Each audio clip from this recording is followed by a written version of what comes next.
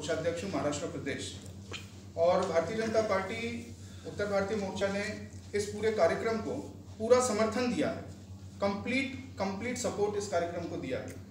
कल माननीय देवेंद्र जी से भी इस संबंध में मुलाकात होने जा रही है, उनका भी हम मार्गदर्शन लेंगे। जहाँ तक श्रीयंत्र की बात आती है, हम सबको ये चीज़ समझनी चाहिए कि ये एक साइंटिफिक यंत्र है।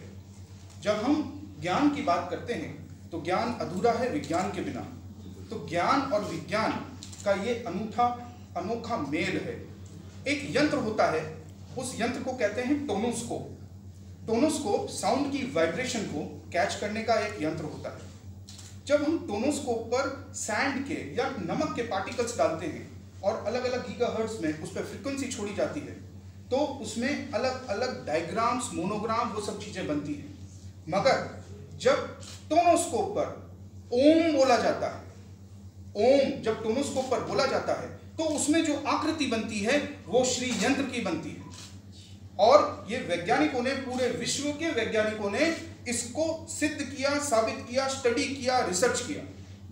जो लोग इसको सिर्फ एक धातु का पदार्थ या टुकड़ा मानते हैं, वो बात सही नहीं है। श्री यंत्र एक पूरे ब्रह्मांड की वाइब्रेशन क्या है? ब्रह्मांड की वाइब्रेशन है ओम। और ओम का अगर कोई रूप है तो वो श्री यंत्र है। अभी एक भाई साहब ने प्रश्न पूछा था कि श्री यंत्र से लाभ क्या क्या होते हैं, तो आदरणीय साध्वी जी ने कई सारे लाभ बताए। उसमें एक लाभ बहुत संक्षिप्त में बताया, उसको मैं थोड़ा एलैबोरेट करना चाहता हूं। वो है वास्तु दोषों का लाभ। वास्तु दोष, घर के कितने भी कैसे भी वास्तु दोष हों, अपने आप में श्री यंत्र लीन जाता है और सारे वास्तु व्याधियों से इंसान को, उसके परिवार को सुख समृद्धि की ओर ले जाता है। विदेशों में, अमेरिका में, यूरोप में जो लोग हिंदू धर्म से जुड़े हुए नहीं भी हैं, वो भी आज श्री यंत्र के दीवाने हुए जा रहे हैं। ये बहुत अद्भुत कार्य साध्वी जी आपने ये क्या कहते हैं, हिम्मत की पराकाष्ठा की है। उन्होंने 20 दिन से अन्न त्यागा हुआ है और नवंबर तक ना नमक लेंगी ना अन्न लेंगी। ये इनकी बहुत बड़ी एक वो है। और भारतीय जनता पार्टी उत्तर भारतीय मोर्चा की ओर से हम पूरी तरह से तन मन धन से इस मिशन में आपके साथ हैं। साध्वी जी, ये जो सर ने कहा है त्यागा है, इसके लिए त्यागा है खासतौर पे या फिर कोई वजह से? अब थोड़ा सा अगर मैटर को चेंज करेंगे 1 मिनट के लिए, तो मैं आपको बताऊंगी कि अन्य क्यों त्यागा। आप जैसा कि जानते हैं, अगर जो परिचित हैं, जो नहीं है, मैं उनके लिए बता दूं कि मैं 8 वर्ष की उम्र से राष्ट्रीय स्वयंसेवक संघ और विश्व हिंदू परिषद की प्रवक्ता के रूप में रही हूँ। उनके लिए काम किया है, बोला है, राष्ट्र भावना मेरे अंदर भरी।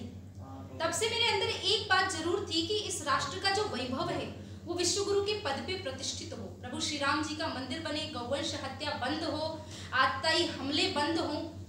परंतु जब स्थिति मैंने देखी तो लगातार चलते कोरोना की जो स्थिति आई, आपने देखा कि 2 वर्षों तक हिंदू समाज सनातन संस्कृति से जुड़े हुए सभी साधु संतों ने अपनी सारी चीजें फॉलो की, सारे नियम कानून सब माने, लेकिन अन्य मजहब के कहें या दूसरे धर्म के लोगों ने बहुत प्रकार की, चाहे आप देख ही रहे इंटरनेशनल न्यूज में किस प्रकार से तबाही मच रही। आज तालिबान ने अफगानिस्तान को खत्म कर दिया।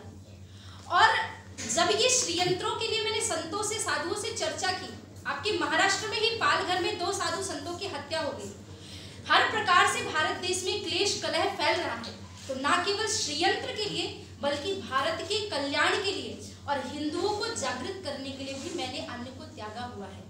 मेरे श्रीयंत्र के प्रयोग का, इसके अनुष्ठान का सिर्फ एकमात्र आप लोगों के माध्यम से दुनिया को बताना चाहती हूँ। इसका उद्देश्य और कुछ नहीं है, इसका उद्देश्य भारत की शांति, यहाँ के लोगों की सुख समृद्धि और माँ भारती के वैभव को बचाए रखने के लिए है।